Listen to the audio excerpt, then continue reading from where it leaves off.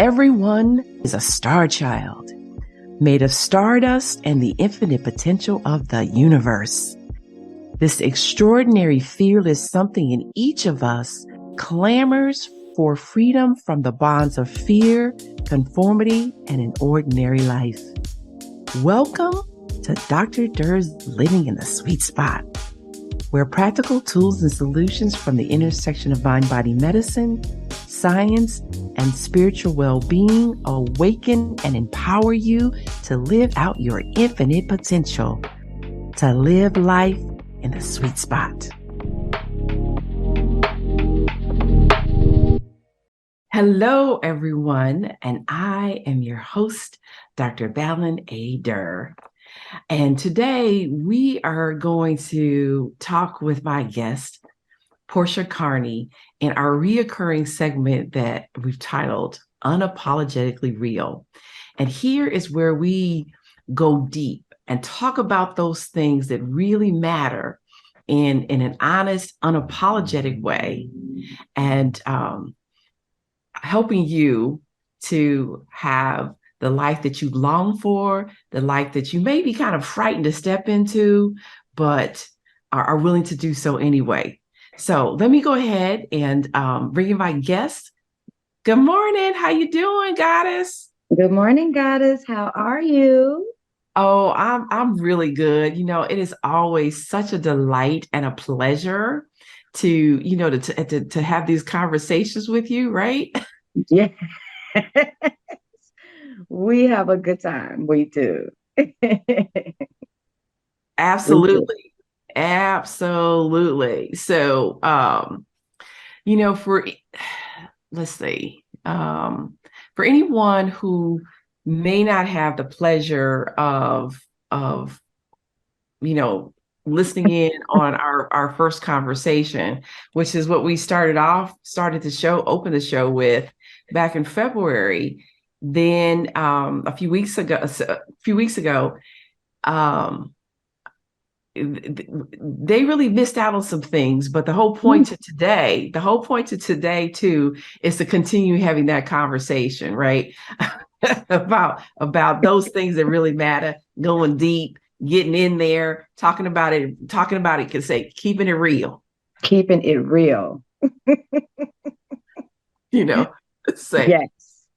When somebody I know says you ain't Willy Wonka, you don't sugarcoat ish. Nothing. And that's what it's about. It's not about sugarcoating. It's about accepting your truths, making you realize and accepting your truths. And that's what you do. You have a way of doing it. You make me say, what? Okay, yeah, that is me. Okay. Mm-hmm. Well, you know what? The thing is, as I've said to you before, it's easy with you because it is, again, and I think you pointed this out, but when you reached out to me to start having these conversations, Mm-hmm. I said to you, I said, well, do you just want me to listen, or do you want me to comment and give you advice? Right. And because I've learned folks want an ear, but right. they don't always want solutions, right? They want an ear. So and to again, to your I would say to your heart and to your courage, you're actually looking to make some changes. Yes. Right. You're actually willing to make some changes. And I love how during the first conversation on this platform, the things you talked about is, having been in the military and having a great significant other and two, wonderful boys, who are now, adults themselves. Mm-hmm. And, you have an MBA and you're like, and how did I end up here? Right. How did I get here? Look, let's rewind. Yes. Yes. Let's go back to the beginning. First, I was born, and that's where it started. Yeah. And something that you said to me recently, just about the whole journey about healing. And Mhm. do you want to share that? Well, when you're healing, you will go through some rough patches, and it's not a few conversations and okay, I'm healed. I realize this. Okay, I'm healed. You really go through a lot of self-reflecting, I went through a lot of mood swings with it as far as, okay, why am I always the problem? Then knowing to apply the tools and understand a lot of things. Healing is a journey that you must be ready for because it's not you're done in 2 sessions. It is a lifelong process. It is a change of life for you. For me, it is. It is realizing who I am now and learning to operate in that. So, it's interesting that you characterize it in that way. And I know some people talk about becoming, and I tend to think of it kind of differently. Mm-hmm. It's not about becoming, excuse me, as much as it's about unfolding. So, Mm. and it's interesting. I guess I made up a new word there because I was thinking becoming and unfolding, and I came up with uncoming. so, Let me so look that one anyway, up. Let me look right. that But word up. yes. So, it's supposed to say Google it. So, um, but I don't think you're going to find that one. So, I think that what I've discovered is really that who we are is already whole, complete, and perfect in our being. And when we come into the physical, that energy being, spirit being that we are, when we come into the physical and into this body, into this physical plane, and these experiences with other spiritual beings, energy beings in a physical body, then that what I call the layers of living, then our being gets caked Right. over and over. And so then over time, we lose sense of who we really are, as a Mm. spiritual being, as an energy being, and start to believe that we are the stuff that we got caked over with. Yep. That's just who I am. No, it's not. It's right. No, it's I remember, not. I remember you saying that. You was like, "This just it's just who I am." That's Like, who I no, am. no, No, no, it's not. no. And ironically enough, I tell people, no, that's not who you are, and I completely embrace that now. I do. I completely embrace that. Like I was told I was insensitive. Hmm. And I had to think about that. It took me a couple of days on that one. And I was like, how am I insensitive? And because I know I'm a very sensitive person. Hmm. I feel other people's energy. I have a tendency to take it on. So therefore, I have to back off. And it just hit me one day. I was watching this video and the one I shared on Facebook, and she said it right out her mouth. I'm not insensitive. I just don't live in the emotion of a hurt. I am I am very solutions oriented. I said, bing, there it is right there. God, God gave me my answer. The spirit gave me my answer because I kept asking, how? How am I insensitive? Like, what does that look like to others? And that helped me understand more. So yeah, and of course you and I are very similar in that way, Mm-hmm. that we identify what the issue is, and then again you want to come up with a solution, because as a dear friend of ours, he would say, Frank would say, and he told me, he told his daughter this. He said, it's fine to cry, but now that you cried, what are you going to do about it? Right. Right. I agree So with that. right, it's fine to feel the way you feel about it. However, feelings don't change what you're experiencing. If you want to change it, there's Right. an action that you must take. However, I think the challenge though in the process is not everyone moves at the same speed. Right. Right. And I mentioned this before in a different context and with one of my other guests. But a friend of mine many years ago, it was probably 20 years ago or more, and he said, Balin, you idle faster than some people can run.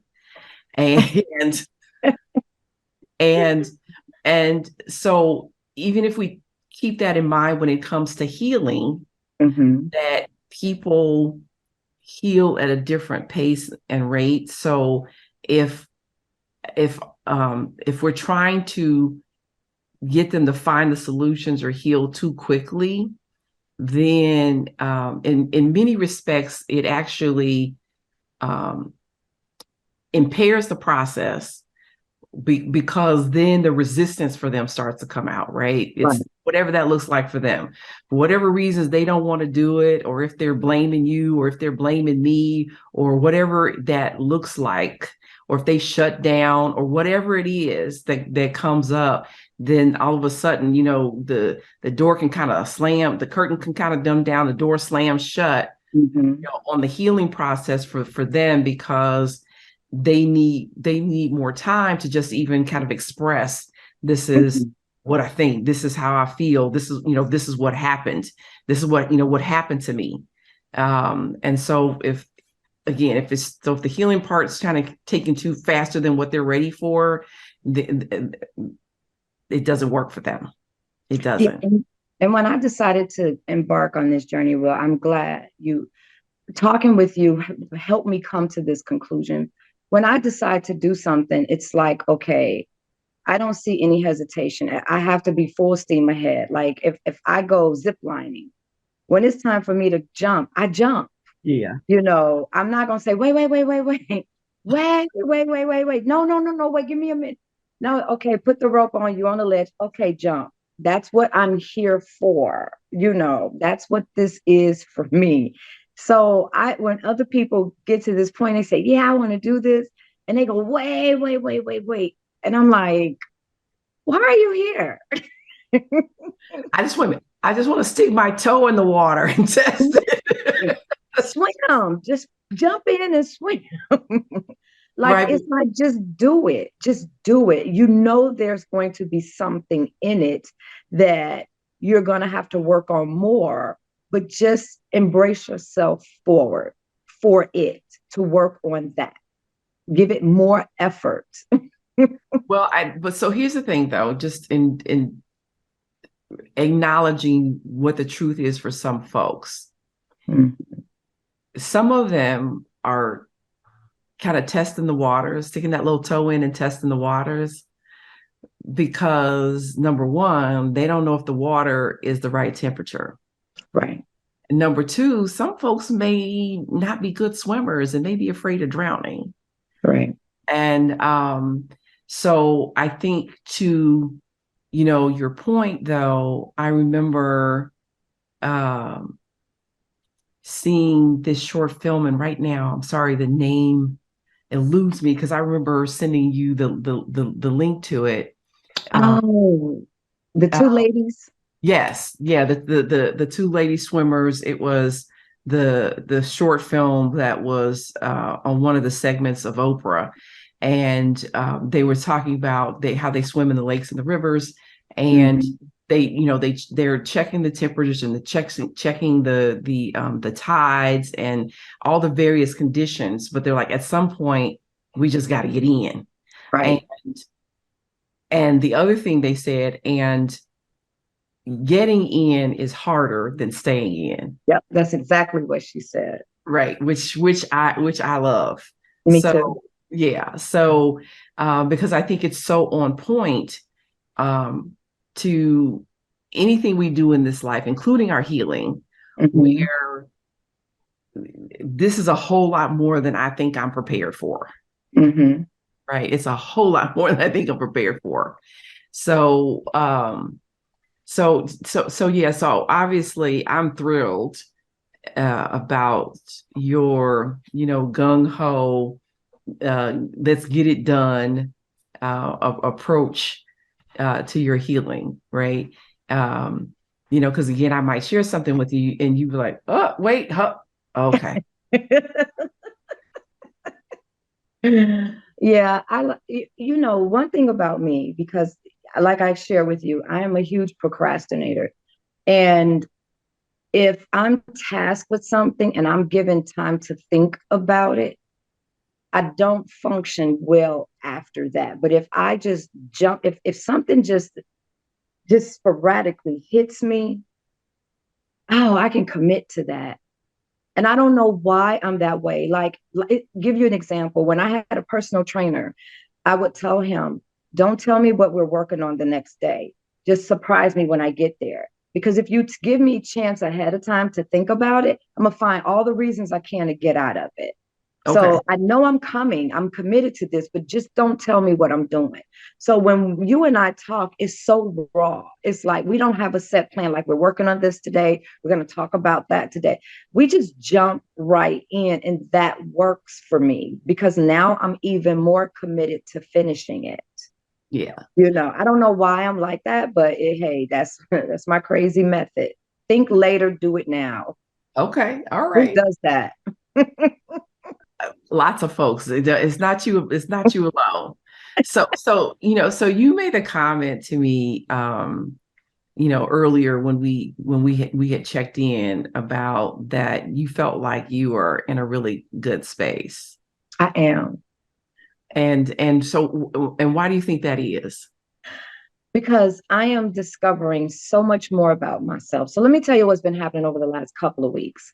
So, the whole insensitive conversation I told you had me going back, reevaluating, like, okay, this person said this. Let me see where they're coming from with this. So, okay, I dealt with that.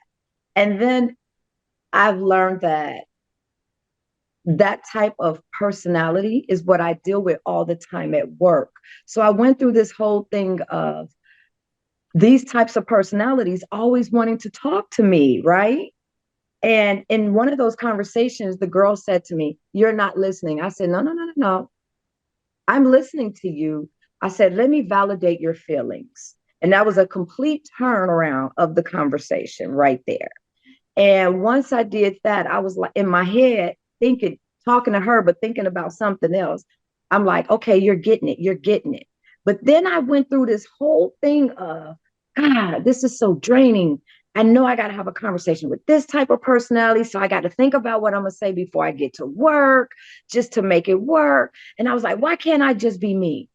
So I went through that. I was like, I'm sick of just not being able to be me. People know how I am. Just, what my outcome is going to be. Just don't talk to me if you don't want what I give.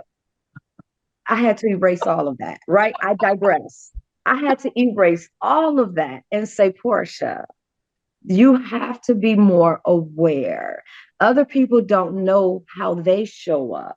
So you have to make sure that when you see how they show up, you kind of meet them halfway and Yeah. create a space for them to be safe with you. Hmm. That's what you have to do because they're coming to you for something. So create that space for you, for them to be safe with you. You're not giving up yourself. You're being yourself because in the end, you get what you want out of this. And that is the reason why they're there. And you eventually get them to the next step. It just takes time. So I went through all of that ballot and I was like, ugh. So once I realized that's what I had to do, I was like, I was just creating issues for myself. Girl, get out of it. Come on, get back to being happy. So that's why I'm happy. Well, um, and I get it, and I remember actually something that I said to you. So I think one, it's in those instances, it can be a challenge to put the other person's needs ahead of our own. Mhm, And that's where the deep listening comes in. mhm, That if I'm listening to you deeply, I'm committed to just being there for you and hearing you, and what matters to you, and not having the agenda to respond, because that's the thing. A lot of times we're talking to each other and the person says something, we want to respond. And so sometimes it pulls us out of the deep listening because I want to respond to what you said. Right. And, but if we can put the other person's need to be heard ahead of our need to respond, then of course I think that creates uh, deeper connections and greater connections, and the ability that what everybody wants is to know that they matter. Right. Right. And that's what it was. The And I'm person, telling the you, it purpose changed of the being whole course. right. The Hmm. purpose of being heard is to know that I matter. Right. Right. Yeah. And it So changed the whole course. It did. and so what shifted? Um, what shifted was her ability to express herself more. She didn't feel the need to shut down. So Okay. she expressed herself more. And I listened more, you know, and I didn't say a word. I just listened. And I'm be honest with you, a part of me wanted to say, girl, please own your stuff in this. Yeah, Lord, can I just get you to work? I am not your counselor here. But that's not what it was about. It was about giving her a space to be heard, a safe space, because in this moment she was confiding in me and I didn't want to lose her trust. I wanted her to know she made the right choice. She Mm-hmm. is safe with me and I will listen to you. I am actively listening to you. So that's what shifted. Because she was at the end, she was like, I appreciate you so much. Thank you for listening. And in my mind, I'm like, yes, you are so welcome. Well, But that's now I'm drained and I need to get away from here because I need some ice water or something. you said I need some ice water or something. I That's all. did. I did. So one of the things that I also think of as we discuss this is one of the challenges with this work is that some people call it hard, and the other thing too I want to acknowledge before we go ahead and shift, and I think I kind of said this differently, but the problem is when if we don't allow people to just get it all out. And I heard this from a Buddhist monk named Thich Nhat Hanh. He has, for those who may not be aware of him, he's a Buddhist monk who was actually nominated for a Nobel Peace Prize by Dr. Martin Luther King. Mhm. And he lived in exile. And the reason for the nomination was because of Thich Nhat Hanh's protestations of the Vietnam War. He was Vietnamese, was protesting, in a peaceful way, but then ended up in exile from his country for decades because Mhm. of that. And I heard him say that just again, let people get it all out. And Mhm. he said, and don't try to correct them. He said, even if things that they say, the perspective is wrong, off, distorted, whatever it is, if it's not right thinking, as they talk about in the Buddhist tradition, then still just let them get it all out before you start to correct them. And I have to be honest, because again, when I'm, very solutions oriented, and know even Mhm. for myself that I don't always have a lot of time with people, even in the professional environment, because it's not, it's just it's shorter. It's not therapy based because I'm a physician. It's not therapy based like you would see for a therapist. Mine is a Mhm. medical specialty, so it's more medically focused. So it doesn't have those times, because I have such a shorter period of time. Again, I'm trying to find solutions, and I'm trying to therefore make corrections quickly. Again, a lot of times folks are not ready. But the other thing too that and so I find myself too having to work Mhm. on that, just letting them say what they need to say, and just waiting for another time, despite Mhm. my desire to help them heal as quickly as possible. And because I want to alleviate their suffering as quickly as Right. possible. I can't always do it on my timeline. Ultimately, it just doesn't necessarily work for them. But one of the other things that I notice is that people talk about how hard healing work is, It and is. and so I think you said something about that at one point. It is hard because you go through if you're really true, if you're really honest in your healing, there's a lot of self-reflection that you do. And you have to really accept the hard truths about yourself. And once you accept those truths, what are you going to do to fix that? Well, not so much fix that, but unlearn some of the things you've learned. And how are you going to adapt what you now know? And how do you not allow what we would call triggers? How do you refrain from responding? How do you step out of that space where you need to respond? How do you not allow the stress of the triggers, what we call triggers, other people's fault when it's really our choice? How do you keep your body calm and not respond to those things? So that's the hard part, but once you because I tried it twice and I failed. The third time I did it, it was my charm. I was so proud of myself because when I was challenged with what I would have considered a trigger, I kept telling myself, you're in your healing space. I didn't even hear what was being said.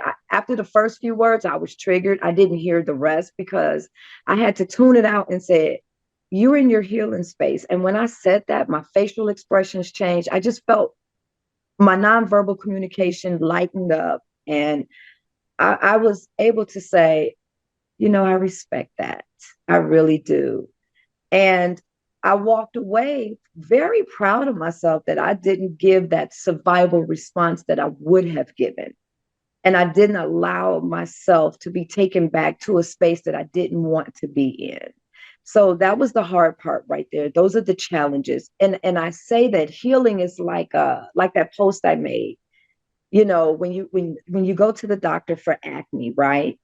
And he gives you this whole acne fighting regimen. You're going to experience a breakout of acne first before your skin starts to clear up. And you meet all of these challenges, but you have to keep using the regimen. Like you have to continue with the regimen. You can't say, oh, I broke out, this isn't working. No, you have to continue with the regimen. So with healing, you have to continue using your tools and your teachings in order to experience that clear skin. But understand, you still will have some breakouts, but now you know what to do for it so that these next experiences don't feel like the last. So yeah, I think that is a wonderful metaphor, and it's Where did it. I get the use of metaphors from? Who taught me that?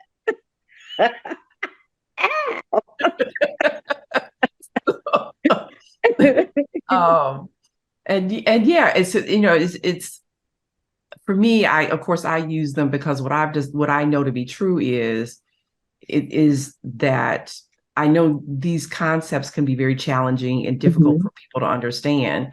And so I want to link it to something very simple that, that they will get. And, Right. so in terms of helping people understand when you're making change or making choices, if you plant apple seeds, you're going to keep getting apples. So Mhm. if don't keep planting apple seeds and going, but I wanted peaches. Where are my peaches at? How come I don't have peaches? What's Mhm. wrong with it? Well, maybe you need to plant a You, different seed or you, or go to the store and get some peaches. right. But that's the part right there. You, we have to take ownership. It all starts with us. Right. Absolutely. And you know what? One of the things that I think uh, changes in healing work is hard for people. It's a couple things. Number one, oftentimes we feel really afraid. Mm-hmm. And part of it is that if I look inward, I'm going to find myself so irreparably damaged Mm-hmm. that there is no recovering from that. I might be scared what I find, but essentially, there's that. Two, we grow up as babies and little children with people taking care of us, and unless your mindset matures to a place where you recognize, now I'm responsible for me, Right. right? I'm responsible not only for how I live, but I'm responsible for my healing. Instead of people, somebody breaks your leg, they're responsible for breaking your leg, but because it's your leg, they're responsible for your healing, for Right. healing the leg. Um, but because we're so conditioned to look outwards in order to get our needs met, then in addition to the fear, there's the false belief that somebody else can heal me, but I can't heal myself, or I don't Right. know how to. And we don't think about, we're getting some help from a professional in order to, enable us to do that. So there's that part, but then there's also the excuse me, the aspect that, frankly, the habits and behaviors that we have, these patterns, is conditioned. And the conditioned behavior, in terms of what we think and how we feel in terms of our conditioning, then also becomes conditioned behavior, right? And so Mm-hmm. if you remember, one of the things that I also said to you in terms of about why it's hard, the problem is that if you don't make the change, then for me, it's which hard do you want? Because if you don't make the changes, you don't get different experiences. So you're stuck in the hard you don't want versus the hard versus the hard of making changes that get you to the place that you want to be.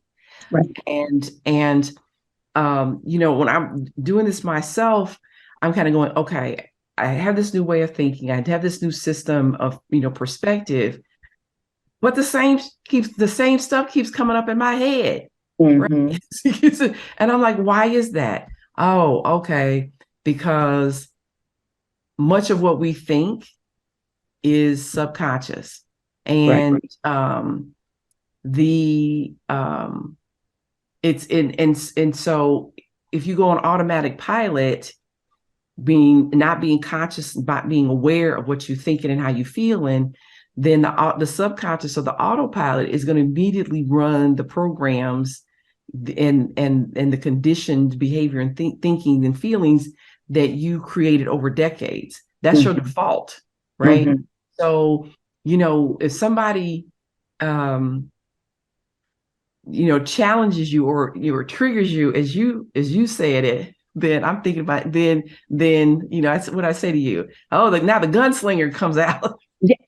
Yes, I had to put the guns up. Like, no, this is not what this is about. Right.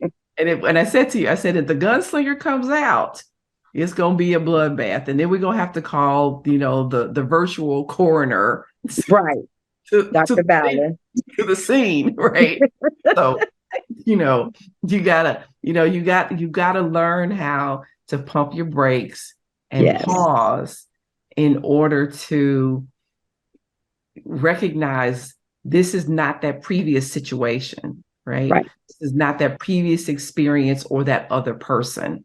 Right. And um, therefore, and if I want a different outcome, I have to think about this differently. I have to feel about it differently, and I have to respond to it differently. I have And to, that's what I did. Yeah, that's what I did. And I turned it into, I have to be proud of myself.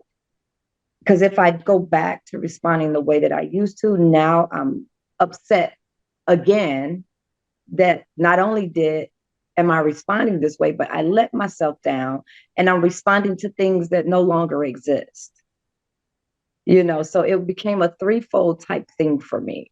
mm-hmm, And I was like, again, if it starts with me, then I have to learn what makes me happy. And these are the things that make me happy is I'm doing the work to not respond that way and to recognize those things no longer exist.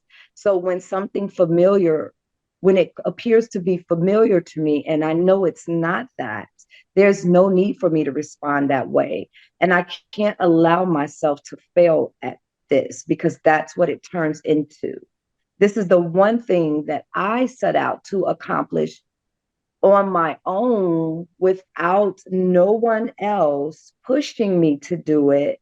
So therefore, I have to succeed at this because this is my journey, my personal journey to becoming me, the me, Yes. who I am supposed to be.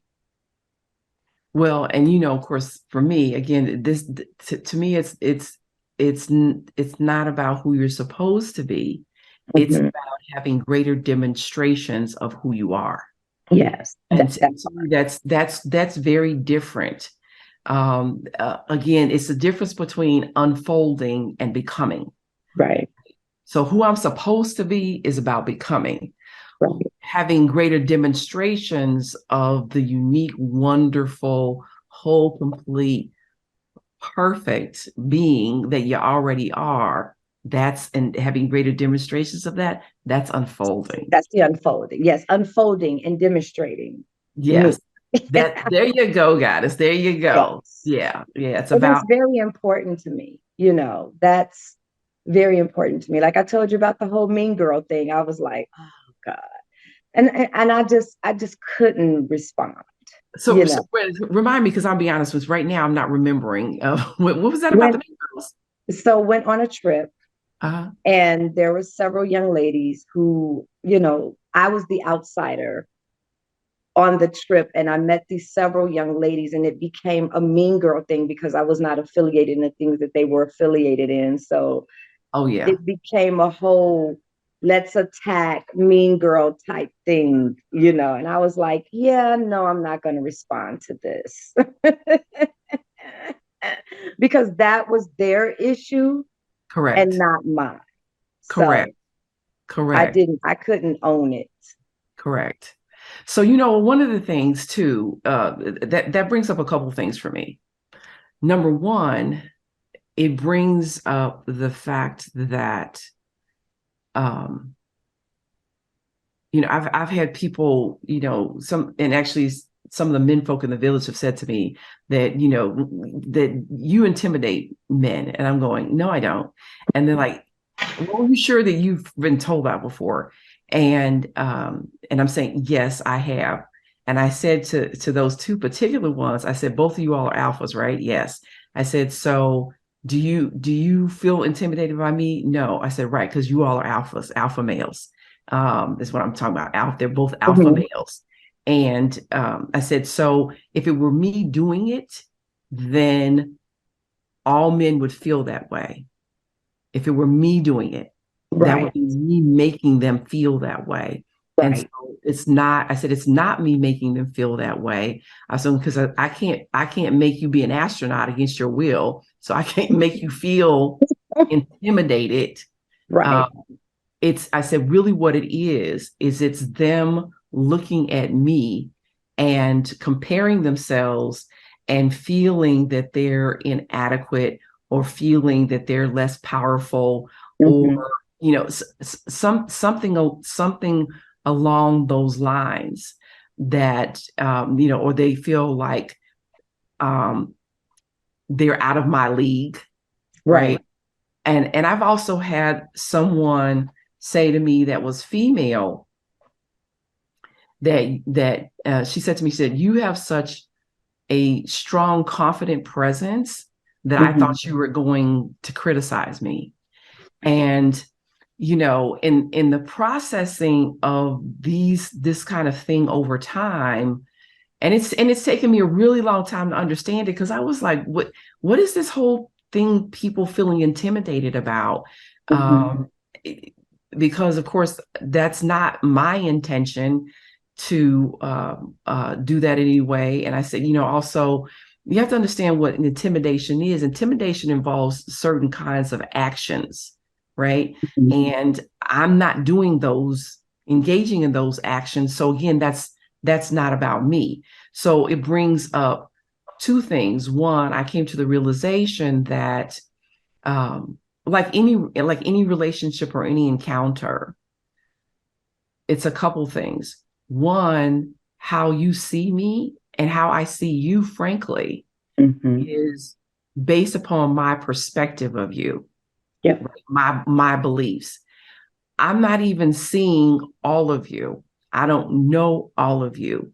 But what I do is I bring this conceptualization about you and who you are and your abilities and possibilities based upon my thinking, my perception, which could just be jacked up, twisted sideways, which has nothing to do with you, but has everything to do with my own perspective, and vice versa of how Right. people see me.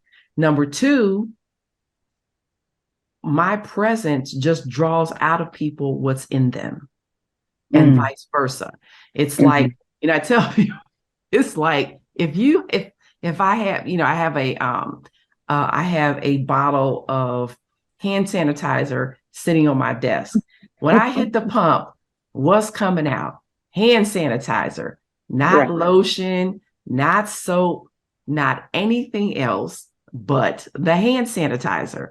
And so people are, they people are the same way, right? It's the what's in them is what comes out of them. And so again, to take responsibility for me and how I show up, what you say or do, like the instance you use with the mean girls, that's not you making them mean. That's them behaving in a way that's mean Mhm. based upon your presence provokes what's in them to come out, right? Mhm. And vice versa, their presence and behavior toward you I like to say, draws out of you what's in you. So Mhm. that's why I say people are actually, in terms of relationship, are actually a mirror of each other, right? My values, my standards, but also my presence that draws out of you what's in you, and your presence draws out of me what's in me. Mhm. I get that wholeheartedly. And you know, I'm I told you about the young girl at work asked me how am I so confident and how do you not care about what people think about you? I'm like, how do you even know I feel that way? But Because you know, it's pretty evident, Leo goddess. Go ahead. As I and I, like to and say, as I like to say, Stevie Wonder could see that. but I told her, I said, you have to know where to place your values. And my values are not in what a person's compliments or their criticisms. It's in me. It's in knowing my abilities and my capabilities. And it's in believing in myself. And although I am open to others' opinions and feedback. You have to discern, you have to sense of discernment to know who's being facetious and who's being completely honest, with you. So with that being said, I just told her I just operate in my own light. I do. And I try to make those people around me comfortable if possible, and not and at the same time, I don't want to be for everybody. I'm not for everybody. Clowns make people happy. Clowns are for everybody. I am not a clown. This is not a circus.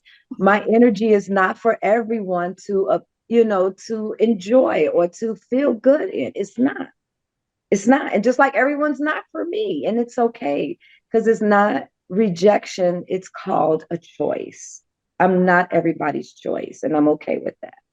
Well, you know how I say it is that, people are like ice cream flavors. There's about 1,000 ice cream flavors. And everybody don't like my favorite flavor. Everybody don't like your favorite flavor. But just Right. because I ain't your flavor, don't mean I ain't delicious. Right. Right. Right. Exactly. And it's great when you have that feeling, you know, when you feel that way about yourself. And I, you know, I'm never going to change that part about me. I can't. Well, I'm sorry, go ahead. I know I was done. I can't. So two things that you brought up, which I think are wonderful points. One, if you rise upon people's compliments, you will fall upon their criticism, Yeah. right? If um, I'm dependent upon the opinions of others, again, I'll feel good and feel happy and positive, when they're patting me on the back and loving on me. Hmm. But then I will fall apart if I'm dependent upon their criticism. And Hmm. the other thing too that also is, you know, healing and truth ain't always comfortable. Mm-mm. It's there's some things that in growth, just like when you're a little kid and you have growing pains and your bones hurt. Yeah. um that it's not always comfortable. It doesn't always feel good. However, the alternative, in staying and thinking the same way, those every thought has a feeling that's associated with it, and those thoughts and feelings have chemicals, and those Hmm. chemicals and hormones, they affect the body. And if they're positive, they create health. If they're negative, over time, those same chemicals and hormones are going to damage the body and the brain, and over time cause illness, including depression and anxiety. Yes. So it's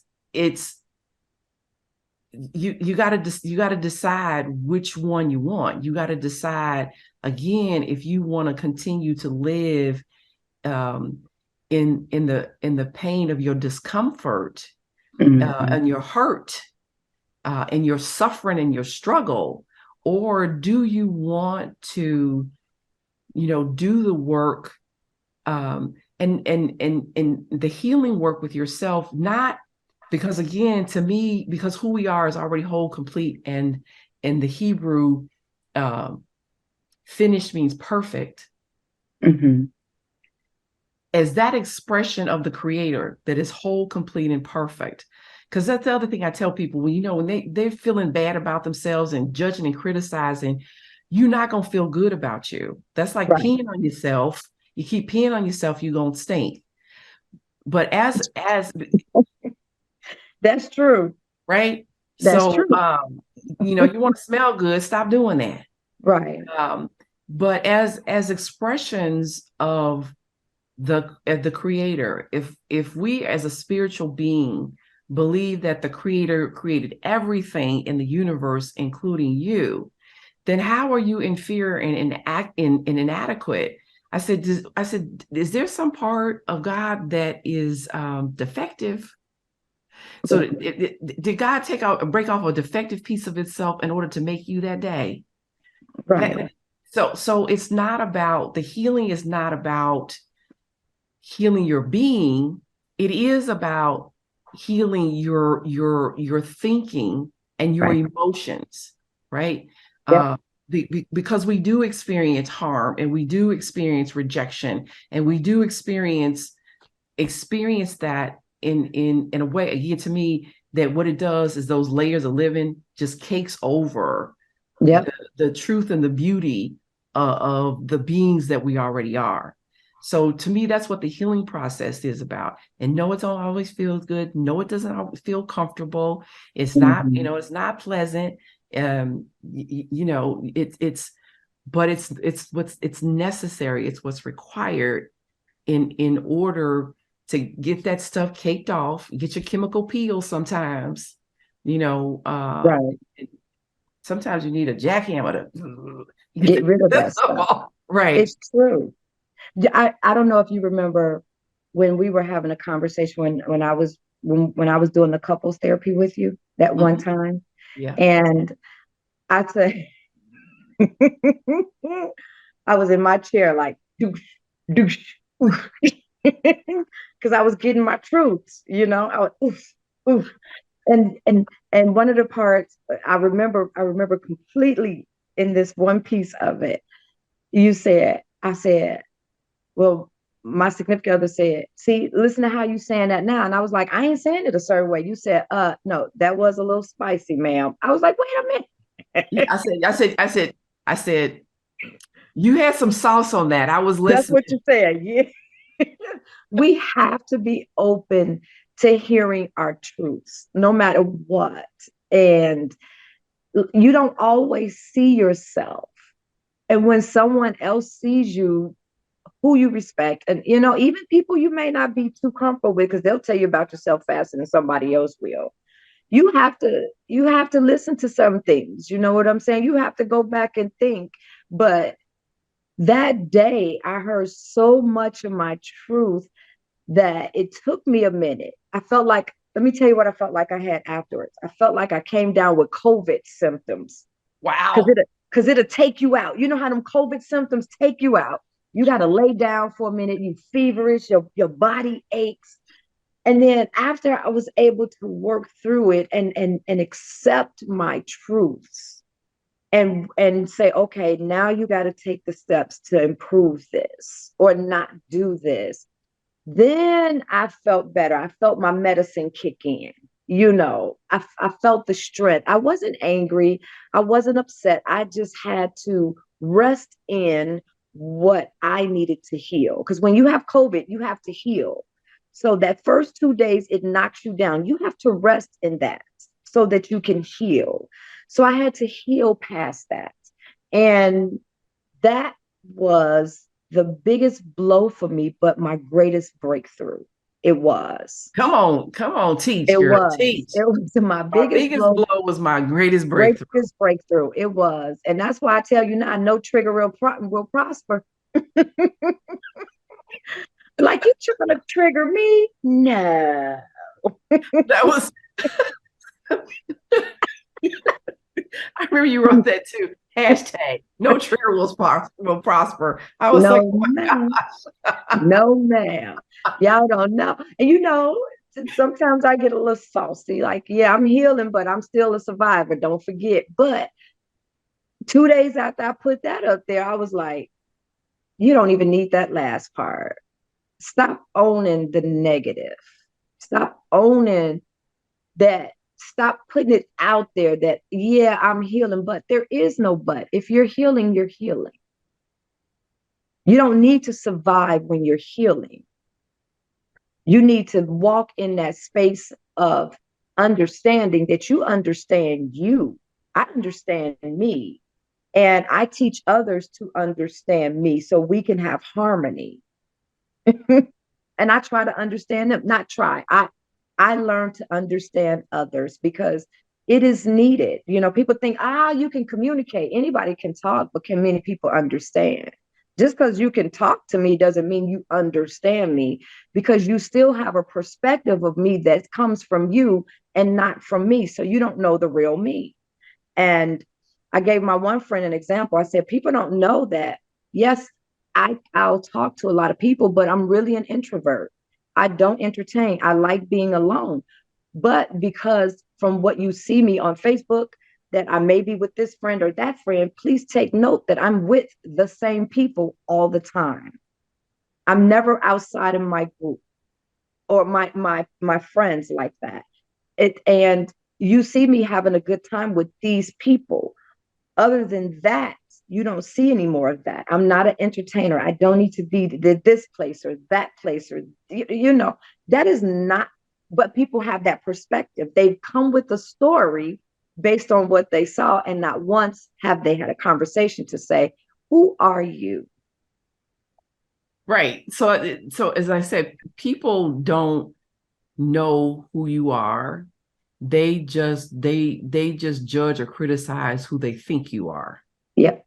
Right. So, so one of the things that I wanted to go ahead and bring up, that I think is important, that I did talk with you about, um, because it's so important, is one, that people think it's important for them to understand that the reason you are in relationships is to heal yourself.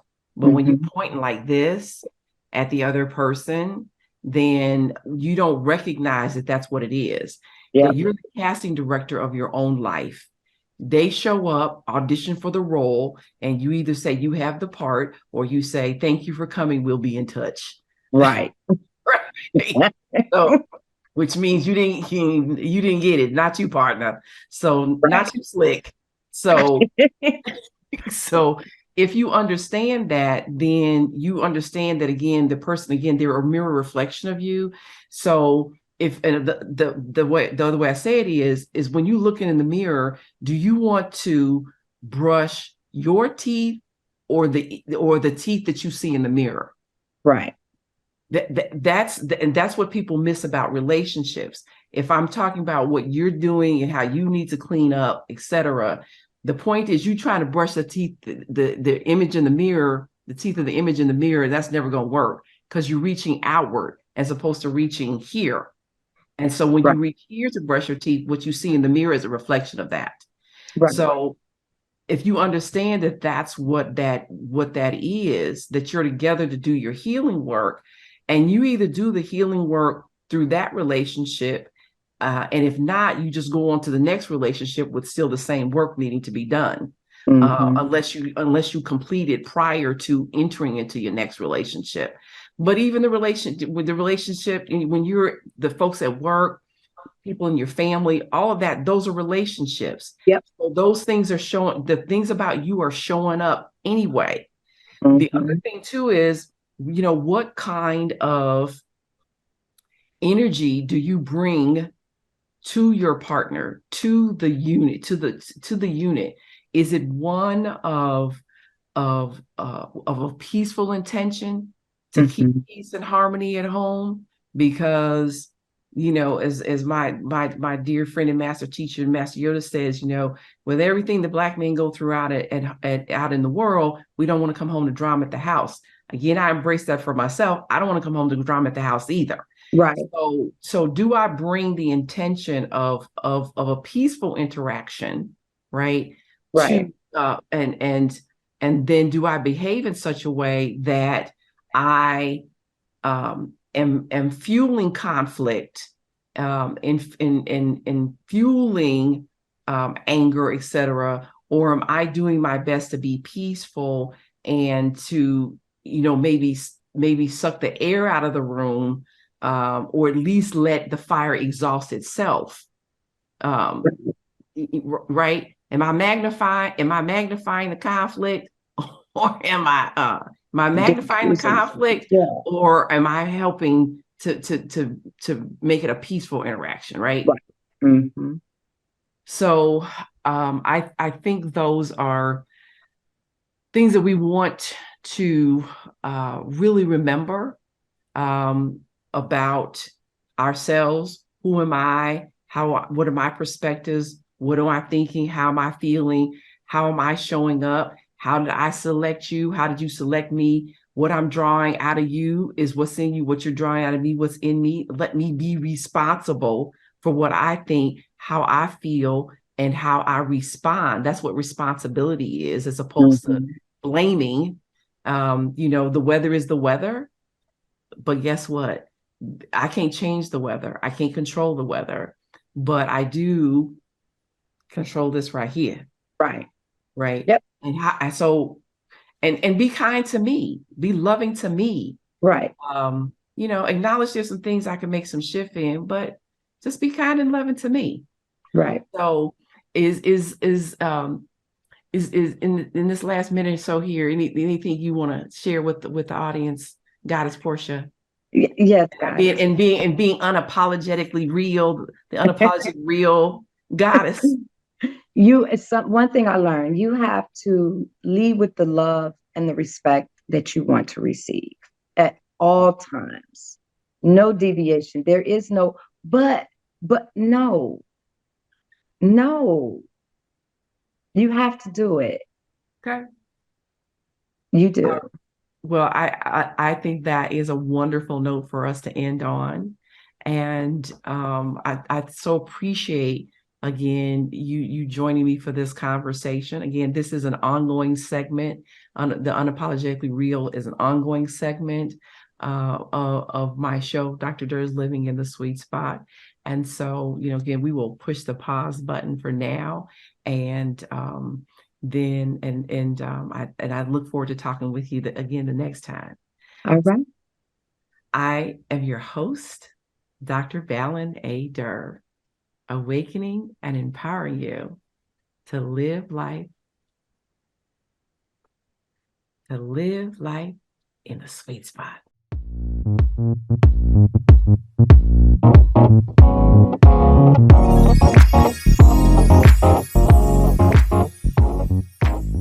Thank you for joining us today in the sweet spot. Share, follow, and like us on social media. To learn more, please visit balinadurmd.com, spelled BALINADURRMD.com. Join us next week, and remember, when you heal your mind, all things are possible.